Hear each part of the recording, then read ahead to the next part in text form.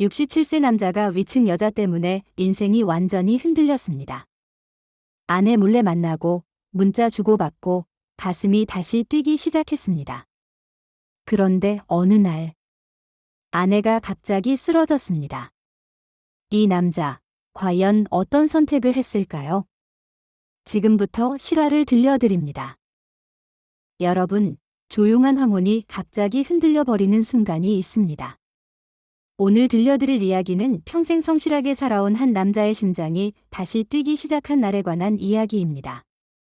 67세 김정호 씨. 이분은 정년퇴직을 하고 나서 하루하루가 너무 길어져 버렸습니다. 아침에 눈을 뜨면 할 일이 없습니다. 텅 빈 집에 혼자 앉아 있으면 시간이 정말 안 갑니다. 아내분은 여전히 식당에서 일을 하러 나가십니다. 집은 분명히 있는데 함께 사는 느낌은 점점 사라져 갔습니다. 대화도 줄어들고 서로에 대한 관심도 줄어들고 부부지만 마음은 멀어진 지 오래였습니다. 그런데 어느 날 위층으로 이사 온 한 여자를 만나면서 이 남자의 인생이 완전히 흔들리기 시작합니다. 처음엔 그냥 우연처럼 보였습니다. 하지만 나중에 생각해보니 운명처럼 다가온 만남이었습니다. 이 만남이 자신의 인생을 완전히 흔들고 결국 또 한 번 선택의 순간으로 끌고 갈 줄은 그때 몰랐습니다. 과연 이 남자는 어떤 선택을 하게 될까요? 지금부터 차근차근 들려드리겠습니다. 위층에 이사 온 여성분, 이름은 박수진 씨였습니다. 참 단정하고 차분한 분이셨습니다. 말 한마디 한마디에도 온기가 느껴지는 그런 사람이었습니다. 엘리베이터에서 처음엔 그냥 스쳐 지나가듯 인사만 나눴습니다. 안녕하세요. 네, 안녕하세요. 그 정도였죠. 그런데 이상하게도 어느새 마음이 자꾸 그쪽으로 흔들리기 시작하는 겁니다. 평소에 말수가 적었던 정호 씨가 그 여자분을 떠올리며 하루를 기다리게 됩니다. 아침에 눈을 뜨면 오늘 엘리베이터에서 마주칠까? 이런 생각부터 하게 됩니다. 그리고 정말 마주치면 하루가 환하게 밝아지는 기분이 듭니다. 나이가 67세인데도 마음은 여전히 살아있다는 걸 그때 느끼게 됩니다. 그리고 어느 날 아주 사소한 사건 하나가 두 사람을 더 가까이 끌어당기게 됩니다. 그 사건이 뭐였는지 지금부터 말씀드리겠습니다. 여러분도 상상해 보세요. 과연 무슨 일이 일어났을까요? 바람이 정말 강하게 불던 어느 오후였습니다. 정우 씨가 집에서 TV를 보고 있는데 베란다 쪽에서 뭔가 툭 하고 떨어지는 소리가 들렸습니다. 나가서 보니까 여성 속옷 하나가 베란다 바닥에 떨어져 있는 겁니다. 얼굴이 확 달아올랐습니다. 이걸 어떻게 돌려드리지 한참을 망설였습니다. 결국 용기를 내서 15층으로 올라갔습니다. 벨을 눌렀습니다. 문이 열리고 쑥스러워하면서도 웃는 수진 씨의 얼굴이 보였습니다. 아, 이게 제 거네요. 정말 감사합니다. 그 순간이었습니다. 두 사람의 거리가 더 이상 그냥 이웃이 아니게 된 순간이요. 괜찮으세요? 커피 한 잔 하실래요? 수진 씨가 먼저 권했습니다. 커피 한 잔, 짧은 대화, 그리고 오랜만에 느껴본 따뜻한 공감. 그날 이후로 정우 씨의 인생은 조금씩 완전히 달라지기 시작합니다. 퇴직을 하고 나서 정우 씨는 누구에게도 말하지 못했던 허전함이 있었습니다. 아내와의 사이에서도 느끼던 거리감. 그런 마음을 처음으로 꺼내 놓을 수 있었던 사람이 바로 수진 씨였습니다. 수진 씨도 사실은 비슷했습니다. 오래된 결혼 생활에 상처를 품고 살던 사람이었습니다. 남편은 집에 있어도 없는 사람 같고 대화도 없고 그저 같은 공간에 있을 뿐인 관계였다고 합니다. 서로의 외로움이 참 닮아 있었습니다. 그래서 서로의 마음을 너무나 잘 이해해주는 존재가 되어 갔습니다. 문자 한 통만 와도 설렙니다. 목소리 한 번만 들어도 하루가 완전히 달라지는 느낌입니다. 나이가 67세인데도 마음은 다시 뛰기 시작했습니다. 마치 20대 청년처럼요. 하지만 이 감정이 언제까지나 따뜻하게만 흘러가진 않았습니다. 왜냐하면 그 감정 뒤에는 반드시 마주해야 할 현실이 있었기 때문입니다. 집에 돌아가면 아내가 있고 오랜 세월 함께 살아온 삶이 있습니다. 그 현실을 외면할 수는 없었습니다. 그리고 곧 그 현실이 정우 씨를 강하게 흔들게 됩니다. 어느 날 저녁이었습니다. 갑자기 전화가 걸려왔습니다. 남편분이세요? 부인분이 식당에서 쓰러지셔서 지금 병원으로 이송 중입니다. 머릿속이 하얗게 변했습니다. 급하게 병원으로 달려갔습니다. 병실에서 만난 아내는 평소보다 훨씬 작아 보이고 약해 보였습니다. 그 순간 가슴 깊은 곳에서 오랫동안 묻혀있던 감정이 올라왔습니다. 내가 평생 함께 살아온 사람은 누구일까? 그동안 익숙해져서 당연하게만 여겼던 사람. 하지만 결코 가벼운 사람이 아니었습니다. 젊은 날부터 지금까지 함께 걸어온 사람. 힘들 때 서로 의지하며 버텨온 사람. 그 사실을 그제야 깨닫게 됩니다. 그날 밤 정우 씨는 병원 의자에 앉아서 밤을 새웠습니다. 아내의 손을 잡고 있으면서 오래 잊고 지냈던 기억들이 하나씩 떠올랐습니다. 그리고 그날 이후로 정우 씨는 매일매일 병원으로 향했습니다. 이 남자의 마음속에서 무언가 변하기 시작했습니다. 밥을 챙기고 약을 챙기고 하루 종일 아내 곁을 지켰습니다. 간호사가 보호자분, 집에 가서 좀 쉬세요 라고 말해도 정우 씨는 자리를 뜨지 않았습니다. 그렇게 시간을 보내며 오래 잊고 지냈던 기억들이 하나둘씩 떠올랐습니다. 젊은 날, 돈이 없어서 고생하던 시절. 둘이서 손잡고 견뎌냈던 그 시간들. 아이들 키우느라 밤늦게까지 일하던 아내의 모습. 그걸 지켜보면서도 아무 말 못했던 자신의 모습. 함께 울고 함께 버텨냈던 날들. 말은 없었지만 마음 깊은 곳에 남아있던 정, 그 마음이 다시 숨을 쉬기 시작했습니다. 아, 나는 이 사람과 정말 오래 함께 살았구나. 이 사람이 내 인생의 전부였구나.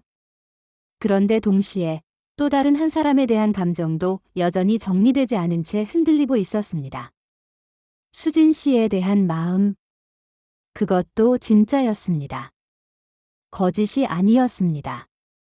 두 가지 감정 사이에서 정우 씨는 매일 밤잠을 이루지 못했습니다. 이 남자는 과연 어떤 결정을 내리게 될까요? 그 답이 곧 나오게 됩니다. 정우 씨의 변화를 누구보다 먼저 알아챈 사람은 바로 수진 씨였습니다. 연락이 점점 뜸해졌습니다. 문자도 짧아졌습니다. 만나자는 말도 없어졌습니다. 하지만 수진 씨는 아무 말도 하지 않았습니다. 묻지도 않았습니다. 그저 조용히 한마디만 남겼습니다. 부인분 옆에 있어 주세요. 그게 정우 씨의 자리예요. 그 말을 듣는 순간 정우 씨의 눈에서 눈물이 흘러내렸습니다. 수진 씨도 알고 있었습니다. 이 감정이 아름답지만 동시에 아픈 감정이라는 것을요. 저도 알아요. 우리가 이러면 안 되는 거.